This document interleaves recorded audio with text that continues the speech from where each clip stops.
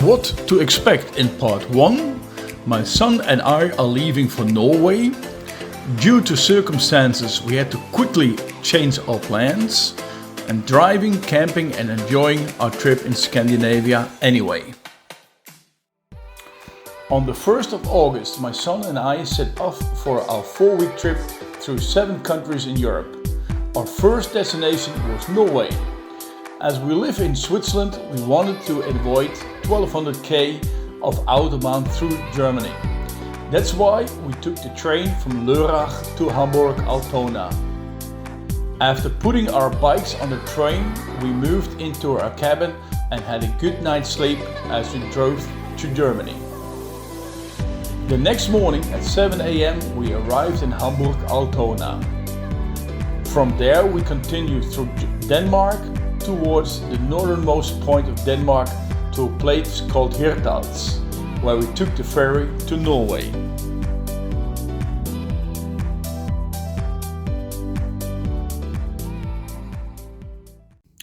After an overnight stay in Kristiansand, we drove north through heavy rain and found our first campsite in Seljord.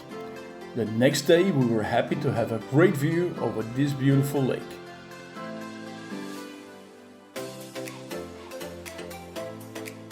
We continued our journey and drove west until we reached the Orvaje mountains.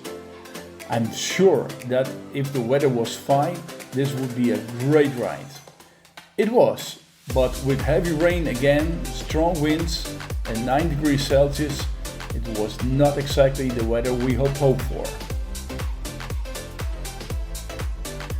On the app, we could see that the weather would not change for the next 3 days. Our trip was not about reaching destinations and places, it was about spending quality time with my son. That's why we decided on a different plan. Back towards the south and from there on towards Sweden. In the south of Norway we happily found blue skies, which is good for the mood.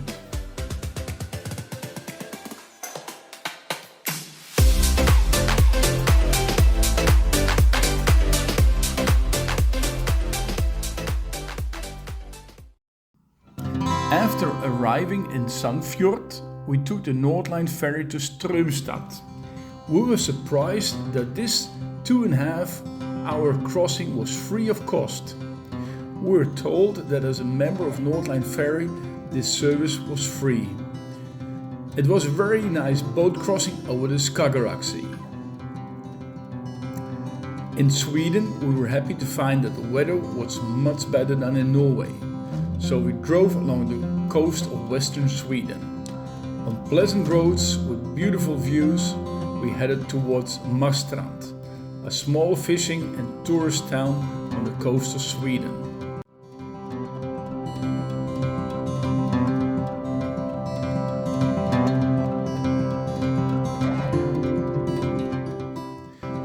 We spent a few hours there, well enough for a good lunch.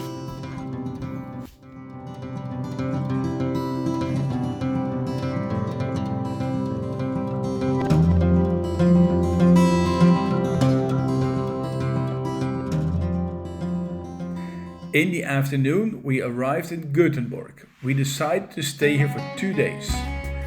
After 2 days, we were happy to get back on our motorbike. Our destination was the island of Öland on the east coast of Sweden. The first part led us along various side roads and easy off-road roads. Personally, this was a real pleasure for my BMW GS. But these roads were not so good for my son's Yamaha MT-07. We found wonderful places for wild camping, which is allowed in Scandinavia.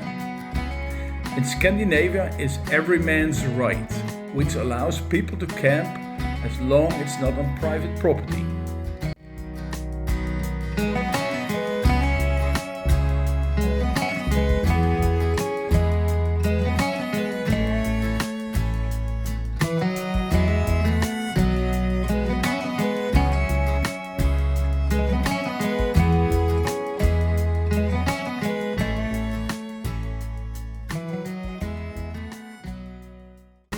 We orientated ourselves on the iOverlander app, where various people before us had found nice places to camp.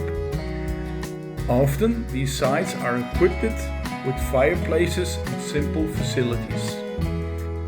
Even if you don't want to use this app, it's not a problem at all. In Scandinavia you can't go wrong with camping.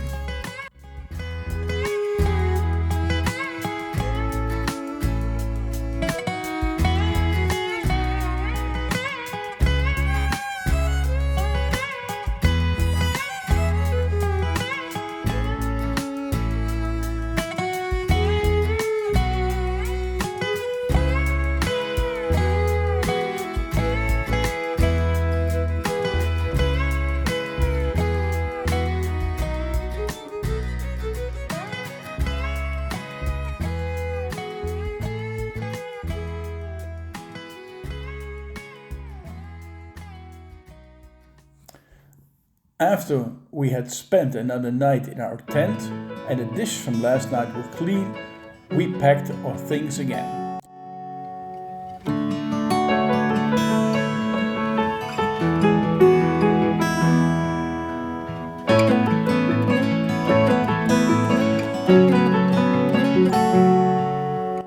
Our destination was the Öland Bridge, over 6k long, which would lead us to the island of Öland. From there, we should continue our journey through the south of Sweden towards Denmark.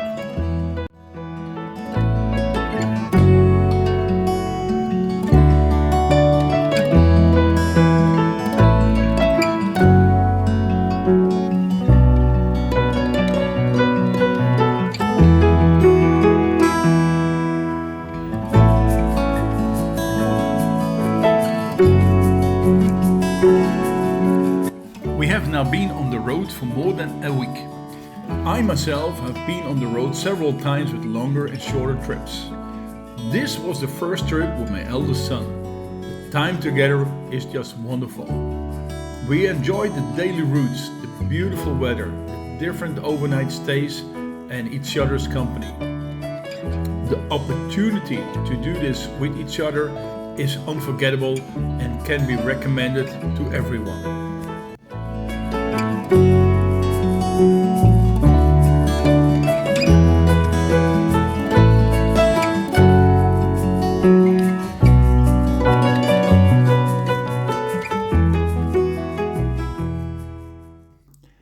In contrast to many other countries in Europe, I had the feeling that in Scandinavia there were far fewer casual cafes or cozy restaurants where you can get a morning breakfast. We often went to petrol stations where we had a quick breakfast. To be honest, after a while it starts to piss you off.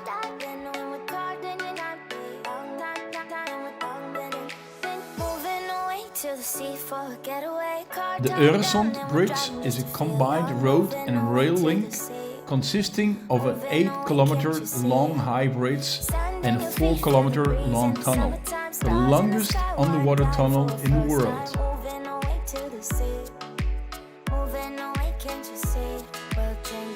So we enjoyed our drive through Denmark towards our next destination, Germany. No, our days will never end, yeah, no. Come on, baby, let me tell you one time that our fire got a love it till you never break apart. And we moving away to the sea, moving away, can't you see? Alright you guys, I hope you liked part 1 of our trip.